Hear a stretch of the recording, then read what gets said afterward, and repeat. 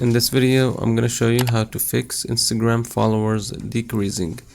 So first thing you need to know is that if you're having some followers decreasing, then it could be something that is completely normal, because sometimes people start unfollowing you because they don't want to see your content anymore, or sometimes it's simply because you have posted something they didn't like and they started unfollowing you.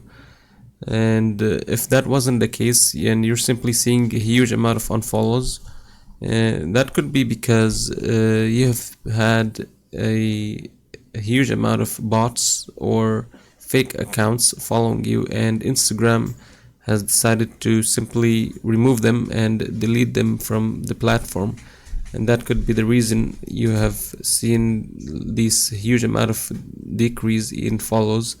So to make sure that your account is not being followed by fake accounts and bots, simply go to the top right and go all the way down here, and you want to click on apps, website permissions, and click on apps and websites, and make sure you're not connected to any third-party websites or apps that could be trafficking any fake accounts and bots into following you.